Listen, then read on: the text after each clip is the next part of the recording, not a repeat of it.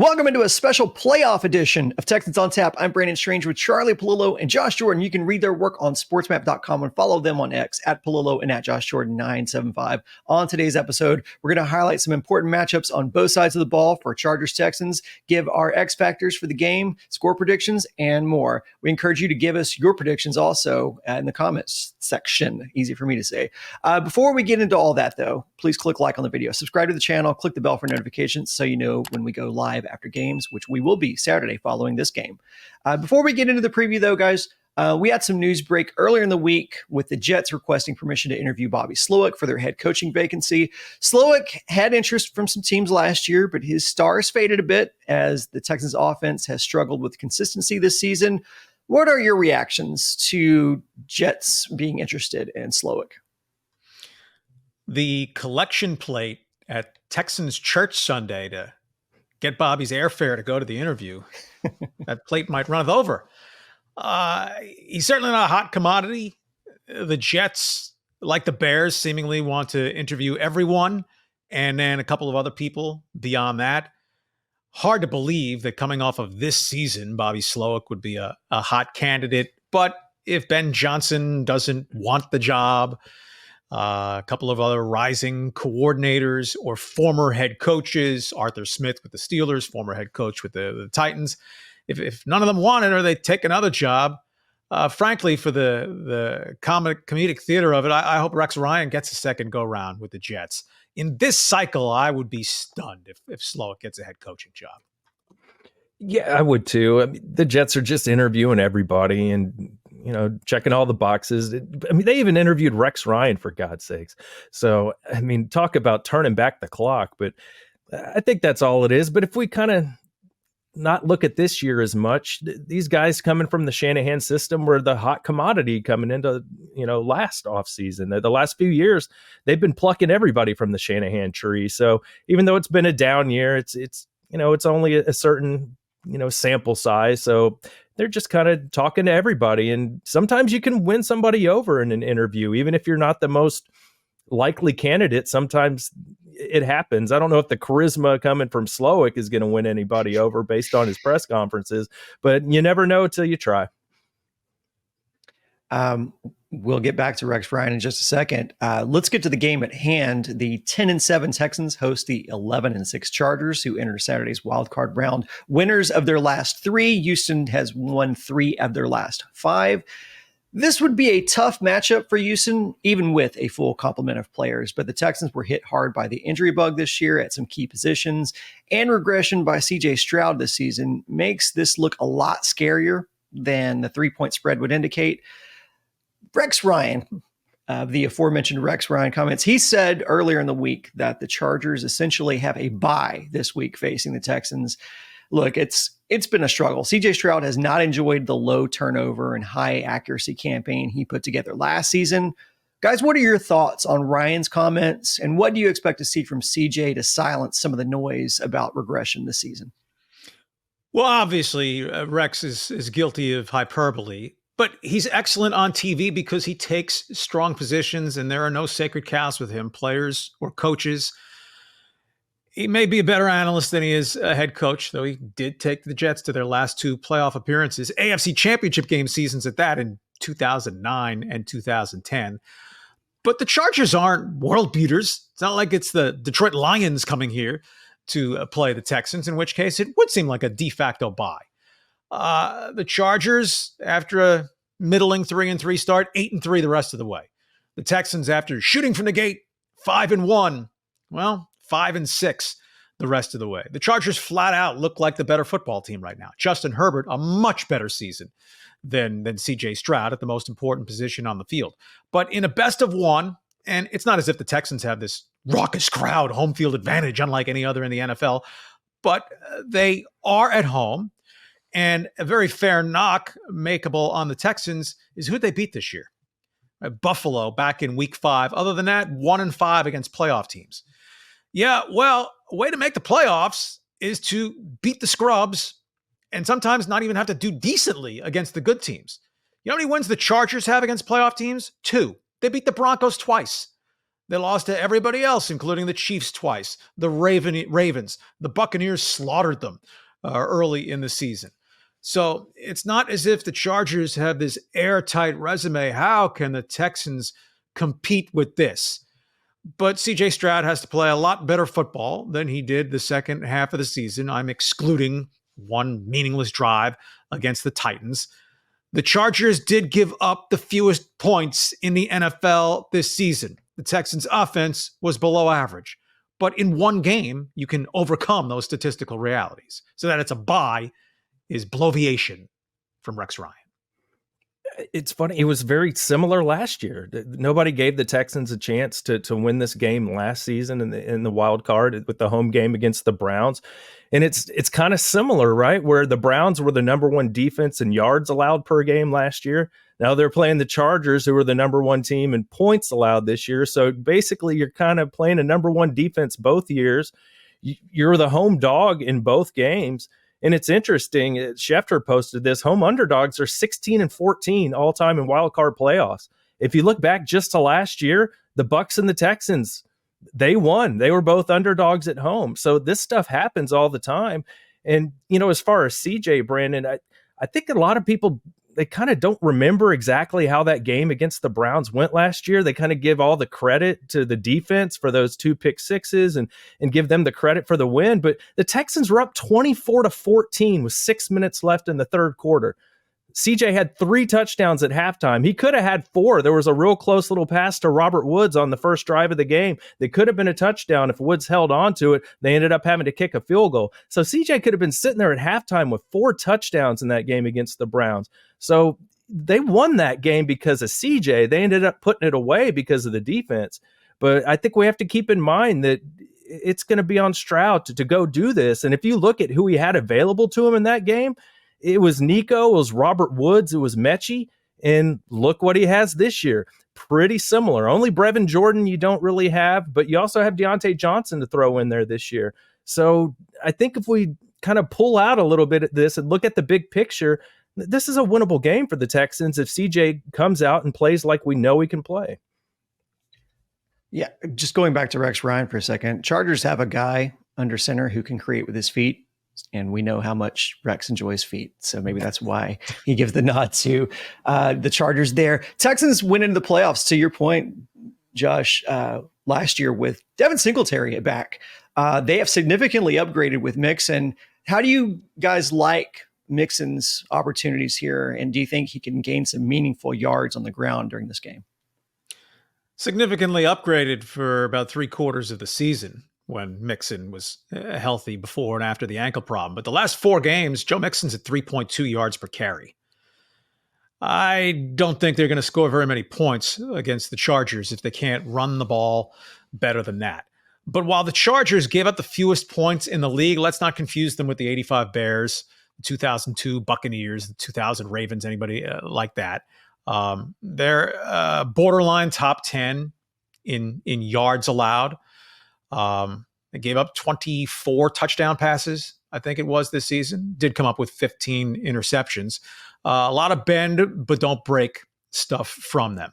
And the Texans' ability to, well, I guess, A, get to the red zone, and then B, finish in the red zone, because I don't think they're likely to hit the big plays downfield, because I presume the Chargers are going to load up on Nico Collins and dare someone else in the passing game to prove himself a viable weapon. But the Chargers don't have, any real all-pro defenders, save an all-world safety, Derwin James, who's probably the number one defender to keep an eye on if you're the Texans or a Texan fan. They use him all over the place. He had 5.5 sacks this season. He's the quarterback of their secondary. He can play in the box. He can play deep. But the name guys on their defense, Joey Bosa's just been injured too much. Not a great player anymore. He didn't play half the snaps this season. He had 5 sacks. Khalil Mack is better than him, even though older. But Khalil Mack had 6 sacks, 7 sacks. All right, I had to phoneticize the name on this. Tuli Pulotu. He's the leading sack guy on the Chargers with 8.5. A solid number, but they don't have one guy with Will Anderson or Daniil Hunter's sack total. But they're well schemed. They have half a dozen guys with at least 5 sacks. So the Texans are going to have to account for a lot from the Chargers defense. It's not like, oh, of course you double team Myles Garrett. You try to take TJ Watt out of the game or minimize his role. The Chargers are a little more diverse with how they'll get after the Texans defensively. I think they'll have a better chance to run the ball this week because the offensive line is kind of in the best place that it's been really all season. Titus Howard has done a pretty good job moving to left tackle, and we finally got Juice Scruggs back to plug him in at right guard. So the communication issues with Patterson seem to get better. So I think you're getting the best version of the Texans offensive line right here to help you get Mixon going in this game. And if we look at scoring margin versus playoff teams this year, I mean, the Chargers and Texans are a pretty good matchup because the Chargers were the second worst at minus 35. Texans were the worst at minus 66. And I know that's significantly worse than the Chargers, but those two are together. They've had the most difficulty against quality teams this season. So I think there's going to be some opportunities for the run game to get going. And Mixon's a great player. If they can just give him a little bit of a window. I like that he didn't have to play a ton. He's been kind of nursing that ankle the last few weeks. He didn't have to play a lot against the Titans. So I think he should be pretty fresh. And I expect him to have a good game. Not a great game, but I think he's going to give you what you need to give you a balanced attack. On the flip side, the Chargers offense comes in red hot, scoring at least 34 points over their last 3. What are some matchups you're looking for that can help Houston slow down Herbert and company? Well, Justin Herbert has been sensationally mistake-proof this season. 23 touchdown passes, number. Of course, CJ Stroud at 20. Justin Herbert, 3 interceptions thrown the entire season. That's it. Right? CJ Stroud threw 12 this season. Herbert, strong arm, strong guy. He's not Josh Allen as a runner, but he can pull it down. Very accurate, on the move. Does not have what you'd call a prototype number 1 receiver, but their best receiver, second-round pick, Ladd McConkey out of Georgia, 82 catches at 14 yards per catch, works the middle of the field very well. That'll be a challenge for the Texans there. And an offensive wild card for the Chargers, Quentin Johnston, first-round pick out of TCU 2 drafts ago. Very disappointing rookie season. Came on late the second half this year off a monster game against the Raiders, 13 catches a week ago. But big, strong guy, questionable hands. They don't have a stretch the field tight end. Will Dissly's more a possession type guy, 9 yards per catch. They don't have a home run hitting back, though J.K. Dobbins' numbers are very comparable to Mixon's per carry. The matchup is the Texans pass rushers, Danielle Hunter and Will Anderson, against one of the best sets of tackles in the NFL. Rashawn Slater is a Pro Bowler, sat out the season finale, precaution with a little bit of a sore knee. He's going to go against the Texans. They took Joe Alt, 5th, I think it was, in the draft out of Notre Dame.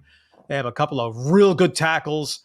I don't know that they'll hold up one-on-one the whole game versus Anderson and Hunter, but no doubt that's the glamour matchup. That's the elite talent matchup. Texans defense versus Chargers O. Yeah, I think Alt versus Danielle Hunter is going to be something we're going to watch all day. I bet there's some chipping involved. The Texans have some ways to kind of counter that stuff. But I'd like to point out that, the Texans, they didn't have Jonathan Gernard when they played the playoff game against the Browns last year. It's like, you have Hunter, you have Will Anderson. It looks like Autry's going to be able to go as well. Barnett, how good has he been lately? You're going to have him. So I like the pass rush, and Ladd McConkey's been great. I wonder if it's going to be Stingley on him most of the time. It's kind of interesting. Kamari Lassiter, they're both came from Georgia, so they're pretty familiar with each other, the Texans' second corner. So I'm curious to see how that goes. And Quentin Johnston, yeah, he came on. He had a huge game against the Raiders last week. He's kind of been getting it together at the end of the season, but he's also a guy that's had trouble with drops over his career. And, if you're in a high-stakes playoff game, maybe that's where the dropsies start popping up again. Hopefully that'll be the case if you're a Texans fan. Before we get to our predictions, let's give our final X factors on the game. Be sure to put your X factors in the comments section. Charlie, we start with you. Final X factor or X factors watching for on Saturday? I'll throw a pair. Whose pass rush gets home, or at least is more disruptive? Right? The Texans were 4th in the NFL in sacks this season. The Chargers were 6th. And obviously, the Chargers played much better intra-division competition, Raiders aside, Chiefs twice, Broncos twice. Texans face nothing but crap within the AFC South. But this can hold in every game. But turnovers. Mentioned how Herbert was nearly immune to them for the season. And I want to run through this. Follow the theme. The top 13 teams this season in turnover margin: Bills, Steelers, Packers, Chargers, Vikings, Eagles, Texans, Lions, Bears, Ravens, Broncos, Chiefs, Rams. All but the Bears made the playoffs. Now, it doesn't work out this neatly every year, but the 13 top turnover margin teams in the NFL, 12 of them represent the playoff field. The bottom 19 teams in turnover margin, not one of them made the postseason. So how bad was the Bears' actual team? They were in the top 12 and finished 4-13 or whatever it was. So, if there's a +2 or -2 either way in this game, there's your winner, the +2 and the giveaway takeaway. Two strong-legged, solid kickers. Dicker, the kicker, Cameron Dicker out of UT. One miss all season from inside 50 yards, but did miss 3 extra points. Kaimi Fairbairn, a little shaky the last couple months of the season. 2 misses on field goals inside 30, couple of missed extra points. So, as always, the kicking game's an X factor. Yeah, for me, I'm going to kind of go back to having your complete team together, where I talked about you didn't have Grenard last year, but now you have Danielle Hunter, you have Will Anderson. The other tandem we haven't seen together yet this year's Christian Harris and Azeez Al-Shire. You had the suspension when Christian Harris came back, and then they rested Harris last week against the Titans, kind of nursing a little nagging injury there. So you're going to have your full complement of linebackers here. And Christian Harris, man, this dude's an elite athlete. He had a big sack on Flacco in the playoff game last year. He had one of those pick sixes. So you have him and Al-Shire, and stopping the run game is going to be huge, because that's what the Chargers want to do with J.K. Dobbins. They just want to run it down your throat, 4 yards, 5 yards, 6 yards, and then hit you with the play action. So if the linebacker play is up to what they're capable of, I like the Texans' chances. And then finally, I hit on it. C.J. Stroud, 3 touchdowns before halftime last year. You need C.J. to come out and have that connection with Nico Collins if they want a chance to win this ball game.